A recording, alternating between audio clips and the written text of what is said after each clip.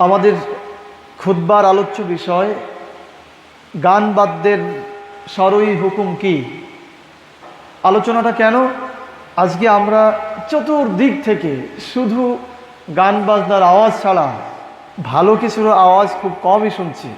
যত দিন যাচ্ছে ততই এই জাতীয় কিছু অনেক বেশিভাবে বৃদ্ধি পাচ্ছে।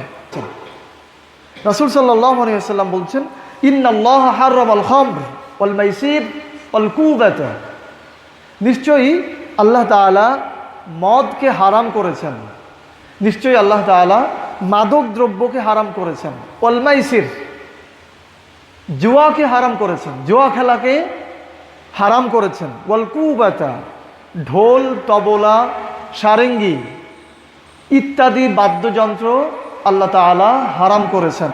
কুবাতা শব্দের অর্থ হচ্ছে ঢোল তবলা সারেঙ্গি, যেটা গানবাদ্যের বাদ্যযন্ত্রের প্রথম আবিষ্কার। এই যে এখন আমরা দেখি গিটার, ড্রাম বিট, এই জাতীয় যেগুলো আমরা দেখি, এগুলি হচ্ছে নব আবিষ্কার, বিজ্ঞানীদের আধুনিক আবিষ্কার।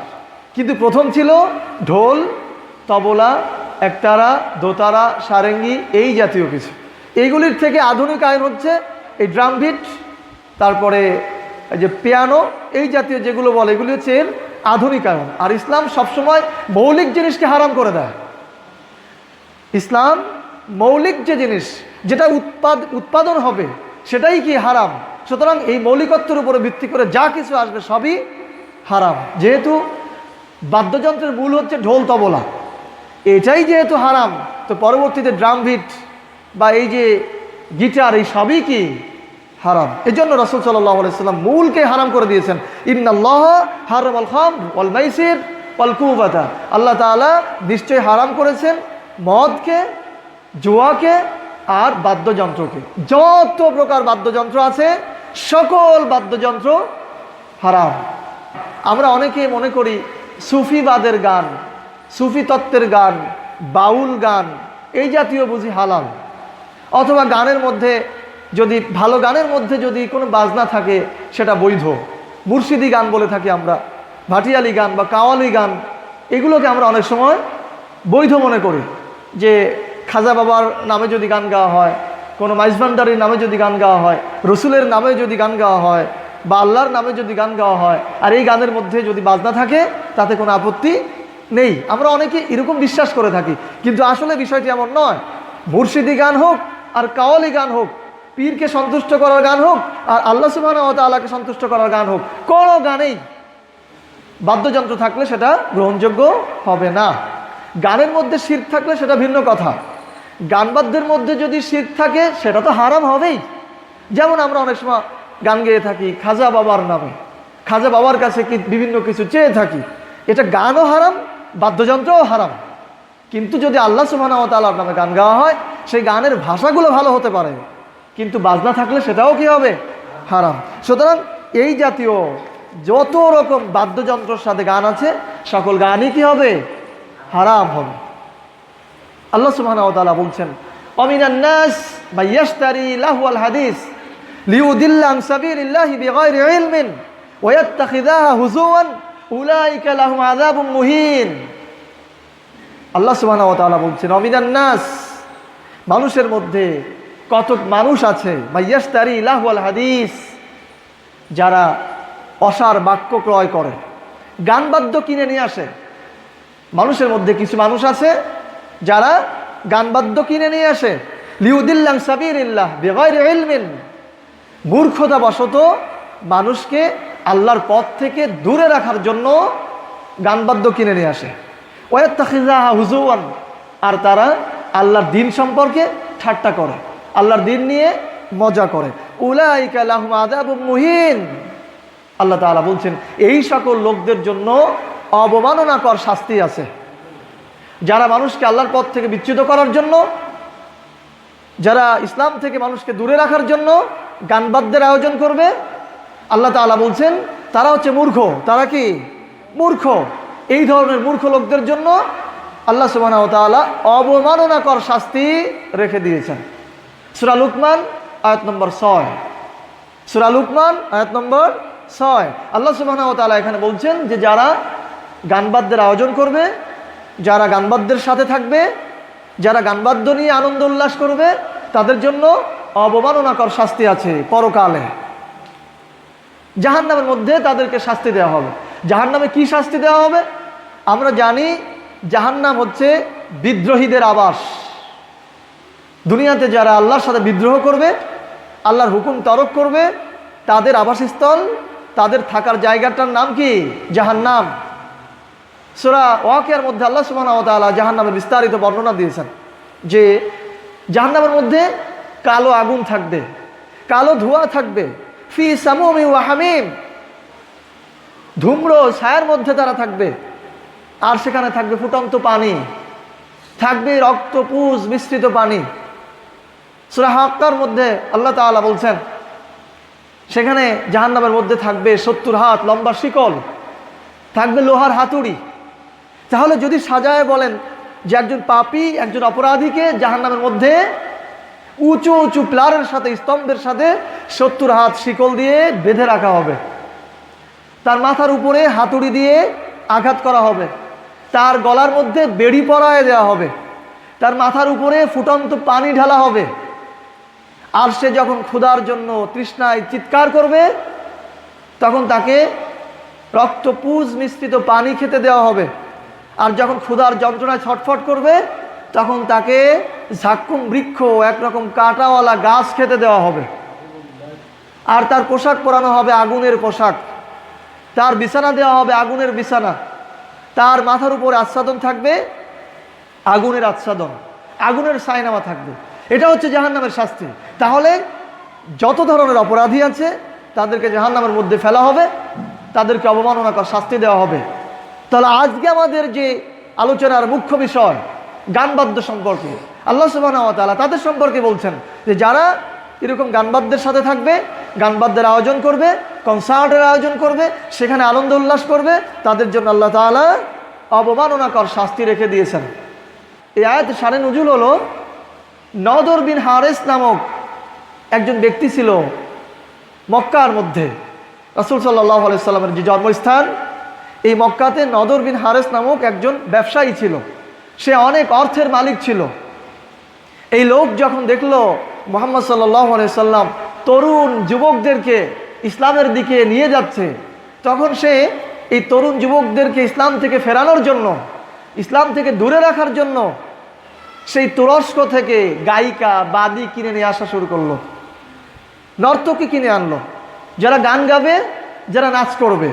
তখন তো আর এত স্মার্ট যুগ ছিল না যে মোবাইল কিনে নিয়ে আসবে, কম্পিউটার নিয়ে আসবে, প্রজেক্টর নিয়ে আসবে, এরকম ব্যবস্থা তখন ছিল না। তাহলে তখন ব্যবস্থা ছিল কি, যে গায়িকা কিনতে পাওয়া যেত, নর্তকী নাচবে।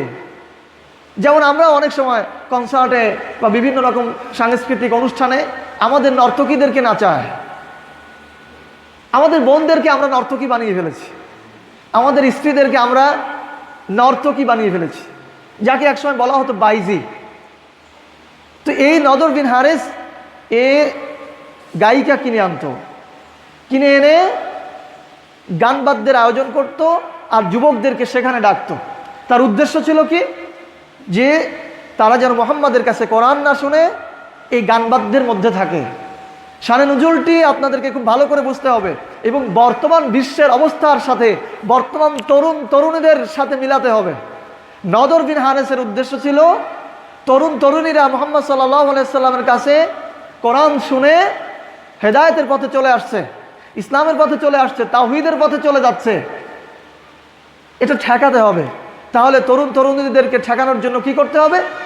গান বাদ্যের আয়োজন করতে হবে। যুবকরা যেহেতু গান বাদ্য ভালোবাসে, নাচ ভালোবাসে, এটাই তো স্বাভাবিক, সে সেই কাজটি করলো। আর যুবকদেরকে বলতে লাগলো যে তোমরা মুহাম্মদ সাল্লাল্লাহু আলাইহি সাল্লামের কাছে যাও, তো মুহাম্মদ তো তোমাদেরকে পরকালের কথা বলে, শুধু বাকির কথা বলে, আর আমরা যেটা বলি এটা নগতের কথা বলি। মুহাম্মদ তোমাদেরকে ধর্মের জন্য জীবন বিসর্জন দিতে বলে, মুহাম্মদ তোমাদেরকে ধর্মের জন্য জীবন বিসর্জন দিতে বলে। তার কাছে না যে বরং আমাদের কাছে আসো, এখানে আনন্দ করো, উল্লাস করো, নর্তকীদের সাথে নাচো, গাও, জীবনকে উপভোগ করো। এটা ছিল নদর বিন হারেসের কথা। এই আয়াত অবতীর্ণ হওয়ার প্রেক্ষাপট এই ঘটনাটি। এই যে নদর বিন হারেস তরুণদেরকে, যুবকদেরকে ইসলাম থেকে ফেরানোর জন্য গানবাদ্যের আয়োজন করেছিল। আপনি যদি আজও বর্তমান বিশ্বের দিকে তাকান, বর্তমান বিশ্বের তরুণ তরুণীদেরকে, যুবক যুবতীদেরকে ইসলাম থেকে ফেরানোর জন্য এত বেশি ষড়যন্ত্র চলছে যে কোনোভাবেই যেন তরুণেরা, যুবকেরা ইসলাম বুঝতে না পারে। কারণ কোনো জাতির শক্তি, মেরুদণ্ড হচ্ছে সে জাতির তরুণেরা, সে জাতির যুবকেরা। কোনো যুবকের চরিত্র যদি নষ্ট করে দেওয়া যায়, কোনো তরুণ তরুণীর চরিত্র যদি নষ্ট করে দেওয়া যায়, তাহলে আগামীর প্রজন্মের চরিত্র নষ্ট হয়ে যাবে, আগামীর প্রজন্ম নষ্ট হয়ে যাবে। এই টার্গেট নিয়ে, এই উদ্দেশ্য নিয়ে ইসলামের শত্রু যারা, এই নদর বিন হারেসের উত্তরসূরি যারা, তারা আজকে এইরকম কনসার্ট, গান, বাদ্যযন্ত্র এত বেশি সহজ করে দিয়েছে যেটা আপনি চিন্তাই করতে পারবেন না। আপনি ইউটিউব খুললেই দেখবেন শুধু অশ্লীলতা, নেটে গেলেই দেখবেন শুধু অশ্লীলতা, এত বেশি অশ্লীলতা যেখান থেকে তরুণ তরুণীর চোখ ফেরানো অনেক কঠিন ব্যাপার। এটা একটি কৌশল। ওই নদর বিন হারেসের উত্তরসূরি যারা, তাদের কৌশল। নদর বিন হারেস যখন ছিল তখন কি সকল মানুষ ইসলাম গ্রহণ করে নিয়েছিল? কিছু লোক তো ছিলই যারা ইসলাম গ্রহণ করে নাই।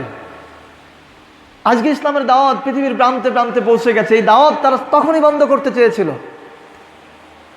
আর তখনই যখন বন্ধ করতে পারেনি, তাদের দাওয়াতটা কিন্তু বন্ধ হয়নি।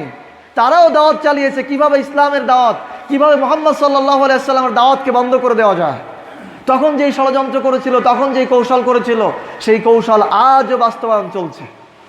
বলছিলাম যে একটি জাতির যদি ধ্বংস আনতে হয় তাহলে যুবকদের ধ্বংস করতে হবে, তরুণদের ধ্বংস করতে হবে। কারণ কোনো জাতির প্রাণ শক্তি হচ্ছে যুবক, তরুণেরা। একটি ঘটনা বললে আপনারা খুব ভালো বুঝবেন। মুসা আলাইহিস সালামের সময়ে জাব্বারিন সম্প্রদায়ের সাথে মুসা আলাইহিস সালামের সৈন্যবাহিনীর যুদ্ধ হয়েছিল। সেই যুদ্ধের সময় জাব্বারিন সম্প্রদায় কোনোভাবেই মুসা আলাইহিস সালামের সৈন্যবাহিনীর সাথে পারছিল না। তখন এই জাব্বারিন সম্প্রদায়ের পরামর্শদাতা ছিল বালআম নামক এক ব্যক্তি। জাব্বারিন সম্প্রদায় ছিল ইসলামের বিপক্ষে, মুসা আলাইহিস সালামের বিপক্ষে, আর মুসা আলাইহিস সালাম ছিলেন তাওহীদের পক্ষে, তার সৈন্যবাহিনীরা ছিল তাওহীদের পক্ষে। কোনোভাবেই যখন জাব্বারিন সম্প্রদায় পেরে উঠছিল না, তখন ওই বালআমের কাছে গিয়ে বলল যে তুমি আমাদের জন্য একটা ব্যবস্থা করে দাও যেন আমরা মুসার সৈন্যবাহিনীকে পরাজিত করতে পারি। তখন বালআম বলেছিল, মুসা আলাইহিস সালাম হচ্ছেন আল্লাহর নবী, তার সম্প্রদায় যারা, তারা হকের পথে আছে, তারা তাওহীদের পথে আছে, তাদের সাহায্যকারী স্বয়ং আল্লাহ সুবহানাহু ওয়া তাআলা। সুতরাং তাদেরকে পরাজিত করা সম্ভব নয়। তাহলে কি করো? তোমাদেরকে আমি একটা পরামর্শ দিতে পারি। সেই পরামর্শ হলো তোমাদের তরুণীদেরকে, তোমাদের সুন্দরী স্ত্রীদেরকে এই মুসার সৈন্যবাহিনীর মধ্যে ছেড়ে দাও। বালআম পরামর্শ দিল, তোমাদের সুন্দরী কন্যাদেরকে, সুন্দরী স্ত্রীদেরকে এই মুসা আলাইহিস সালামের যে সৈন্যবাহিনী আছে, মুজাহিদ আছে, তাদের মধ্যে ছেড়ে দাও। যদি মুসা আলাইহিস সালামের সৈন্যবাহিনী তোমাদের কন্যাদেরকে গ্রহণ করে, তোমাদের কন্যাদের সাথে যদি ব্যভিচার করে, জেনায় লিপ্ত হয়, তাহলে মনে রাখবা জেনা ব্যভিচার এমন একটি ঘৃণ্য অপরাধ আল্লাহ সুবহানাহু ওয়া তাআলার কাছে। যেই জাতির মধ্যে জেনা ব্যভিচার প্রতিষ্ঠিত হয়, যেই জাতির মধ্যে জেনা ব্যভিচার সয়লাভ হয়, সেই জাতি কখনো জয়ী হতে পারে না। মুসা আলাইহিস সালামের সৈন্যবাহিনী যদি তোমাদের সাথে, তোমাদের কন্যাদের সাথে ব্যভিচার করে, তাহলে তোমাদের যুদ্ধ করা লাগবে না, কারণ আল্লাহ সুবহানাহু ওয়া তাআলার সাহায্য বন্ধ হয়ে যাবে, আর মুসা আলাইহিস সালামের সৈন্যবাহিনী এমনিতেই পরাজয় বরণ করবে। ঠিক অনুরূপ ষড়যন্ত্র এখনো চলছে। সেই বালামের মতো পরামর্শদাতা এখনো আছে, সেই জাব্বারিন সম্প্রদায়ের উত্তরসূরিরা এখনো আছে। তারা এখনো চায় যে কিভাবে মুসলিম যুবকদেরকে, মুসলিমদের প্রাণ শক্তি তরুণদেরকে ধ্বংস করে দেওয়া যায়। এই জন্য আজকে মুসলিম তরুণ যুবকদের সামনে তাদের কন্যাদেরকে, তাদের স্ত্রীদেরকে নগ্নভাবে ছেড়ে দিয়েছে যে এই তরুণেরা, এই যুবকেরা যেন এই অশ্লীলতার মধ্যে ডুবে যায়, আর তারা এই অশ্লীলতা গ্রহণ করে, সেই চরিত্র গ্রহণ করে তারাও যেন সেই মুসা আলাইহিস সালামের সৈন্যবাহিনীর মতো পরাজিত হয়ে যায়। আজকে সেই বাস্তবতাই আমরা দেখছি। আজকে আমাদের তরুণেরা, আমাদের যুবকেরা অশ্লীলতার মধ্যে এত ডুবে আছে, আমরা দেখছি স্কুল, কলেজ, ইউনিভার্সিটি, রাস্তাঘাট, পার্ক, সব জায়গায় অশ্লীলতার ছড়াছড়ি। আপনি যদি আপনার বিবেককে জাগ্রত করেন, আপনার বিবেক দিয়ে একটু তাকান, তাহলে আপনি তাকাতে পারবেন না যে আজকাল আমাদের মেয়েরা, আমাদের ছেলেরা কি করছে, আজকে মুসলিম মেয়েরা কি করছে, আজকে মুসলিম তরুণেরা কি করছে। আপনি অবাক হবেন দেখলে। কিন্তু হয়তোবা দুঃখজনক হলেও সত্য, আমাদের সেই চোখটাও বুঝি লিভে গেছে। বিবেকের যে চোখ, সেই চোখটাও বুঝি আজকে অন্ধ হয়ে গেছে। এজন্য আমাদের চোখে এগুলি ধরা পড়ে না। আপনি ঘুমান, কিভাবে ঘুমান? আপনি কেন ভাবছেন না যে এমন একটি সমাজের মধ্যে আপনার সন্তানকে রেখে যাচ্ছেন, যে সমাজ আপনার সন্তানকে শুধু অশ্লীলতা শেখাবে, যে সমাজ আপনার সন্তানকে শুধু পতিতালয়ের দিকে ডাকবে, যে সমাজ আপনার সন্তানকে শুধু প্রেক্ষাগৃহের মধ্যে ডাকবে, আপনি কিভাবে ঘুমান? হাজার হাজার তরুণ, হাজার হাজার তরুণী, যারা আগামীর মা, যারা আগামীর পিতা, যারা আগামীর সালাউদ্দিন আইয়ুবীর মা হবে, যারা আগামীর তিতুমিরের মা হবে, তারা আজকে ইসলাম থেকে বাইরে চলে যাচ্ছে। সেই মাদেরকে যদি আপনি ফেরাতে না পারেন, সেই বাবাদেরকে যদি আপনি ফেরাতে না পারেন, সালাউদ্দিন আইয়ুবীর মাকে কোথায় পাবেন? তিতুমিরের মাকে কোথায় পাবেন? যারা ইসলামের জন্য জীবন দিয়েছে, বাগদাদের সেই বুখারীকে আপনি কোথায় পাবেন? আপনাদেরকে মা তৈরি করতে হবে, আপনাদেরকে বাবা তৈরি করতে হবে। আজকের যেই ব্যবস্থা, এই ব্যবস্থায় এমন বাবা, এমন মা তৈরি করা বড় কঠিন হয়ে গেছে। মুসলিমরা শাসন করেছিল 700-800 বছর পর্যন্ত, মুসলিমরা শাসন করেছে। এই স্পেন যখন বাতিলেরা দখল করার পরিকল্পনা নিয়েছিল, তাদের পরিকল্পনার মধ্যে একটি পরিকল্পনা ছিল, যে এই যুবকদের চরিত্র কিভাবে নষ্ট করা যায়। তারা স্পেনে বিনামূল্যে মদ পাঠাতো, বিনামূল্যে সিগারেট পাঠাতো, যে এই তরুণেরা যখন মাদক গ্রহণ করে তাদের ভেতরটা নষ্ট হয়ে যাবে, তখন আমরা আক্রমণ করব, তরুণরা আমাদের প্রতিবাদ করবে না। আজকে আমাদের সন্তানদেরকে ইউটিউবের এই অশ্লীলতা দিয়ে, এই বেহায়াপনা দিয়ে, নেটের বেহায়াপনা দিয়ে তরুণেরা সারা রাত এই অশ্লীলতার মধ্যে ডুবে থাকে। ফজর কখন শেষ হয়ে যায়, কখন ঘুমের 8টা বাজে টেরও পায় না। এদিকতে যদি দেশ দখল করে নিয়ে যাও, সেটাও তার কিছু যায় আসে না। আল্লাহ তাআলা এরপরে বলছেন, ওয়াস্তাফজিজ মান ইসতাতা'তা মিনহুম বিসাউতিক। ওয়াস্তাফজিজ, পদচ্যুত করো, পদস্খলিত করো, পথচ্যুত করো। ওয়াস্তাফজিজ, দূরে ঠেলে দাও, মান ইসতাতা'তা মিনহুম, তাদেরকে, তাদের মধ্য থেকে, অর্থাৎ আদম আলাইহিস সালামের বংশধরের মধ্য থেকে তোমার সাধ্য অনুযায়ী পদস্খলিত করো, বিসাউতিকা, তোমার আওয়াজ দ্বারা, তোমার আহ্বান দ্বারা, তোমার স্লোগান দ্বারা আদম সন্তানের বংশধরের মধ্য থেকে যাকে সাধ্য অনুযায়ী, যাকে পারো পদস্খলিত করো, পদচ্যুত করো। বিসাউতিক। হযরত আব্দুল্লাহ ইবনে আব্বাস রাদিয়াল্লাহু তাআলা আনহু বলছেন যে এই যে শয়তানের আওয়াজ, এই শয়তানের আওয়াজটা কি? শয়তানের আওয়াজ হলো গান, বাদ্যযন্ত্র। রইসুল মুফাসসিরিন হযরত আব্দুল্লাহ ইবনে আব্বাস রাদিয়াল্লাহু তাআলা আনহু, রাসূল সাল্লাল্লাহু আলাইহি সাল্লামের চাচা, তিনি বলেছেন গান বাদ্য হচ্ছে শয়তানের আওয়াজ, গান বাদ্য হলো শয়তানের চিৎকার। সূরা বনী ইসরাঈল আয়াত নম্বর 61 থেকে 64। তাহলে আমরা জানলাম গান, বাদ্যযন্ত্র এগুলি শয়তানের আওয়াজ, শয়তানের চিৎকার। তাহলে আপনি যখন আপনার কানের মধ্যে হেডফোন দিয়ে গান শুনছেন, তখন আপনি কানের মধ্যে কি শুনছেন? বলেন না সবাই। শয়তান যখন স্লোগান দেয়, তখন তার শরীরে কোনো কাপড় থাকে না। শয়তানের অনুসারী যারা, তারা সবাই একসাথে আনন্দ করতে থাকে আপনার বাড়ির মধ্যে, আপনার ঘরের মধ্যে। কারণ আপনার ঘরে, আপনার পরিবারে আপনি গান বাজাচ্ছেন, বাদ্যযন্ত্র বাজাচ্ছেন, এর জন্য। তাহলে যেখানে শয়তানের স্লোগান হবে, শয়তানরা যেখানে নাচানাচি করবে, সেখানে ফেরেশতারা থাকবে? থাকবে নাকি ফেরেশতারা? ফেরেশতারা কিভাবে থাকবে? আপনি তো সরাসরি আল্লাহর বিরোধিতা করছেন। দুঃখজনক হলেও সত্য যে আজকে আমাদের ঘরে ঘরে গান বাদ্য তো বাজছেই, অমুসলিমদের পূজা হচ্ছে। রাসূল সাল্লাল্লাহু আলাইহি সাল্লাম বলেছেন, লা ইয়াশরাবান্নান নাস মিন উম্মাতিল খামর, আমার উম্মতের মধ্যে কতক লোক থাকবে তারা মদকে বৈধ করে দিবে। ওয়ায়ুসাম্মুনাহা বিগাইরি ইসমিহা, তারা মদের নাম অন্য একটি দিয়ে দিবে। ইয়াজিফু আলা রুসিহিম বিল মাওয়াজিফ ওয়াল মুগান্নিয়াত, আর তাদের সামনে নর্তকীরা নাচবে, গান গাইবে। ইয়াখসিফুল্লাহু বিহিমুল আরদ। সামগ্রিক শাস্তি দেখেন, সামগ্রিক শাস্তি কি? রাসূল সাল্লাল্লাহু আলাইহি সাল্লাম বললেন, আমার উম্মতের মধ্যে কিছু লোক মদ পান করবে, তার নাম দেবে ভিন্ন, আর তাদের সামনে নর্তকীরা গাইবে, তাদের সামনে নর্তকীরা নাচবে। তখন আল্লাহ কি করবেন?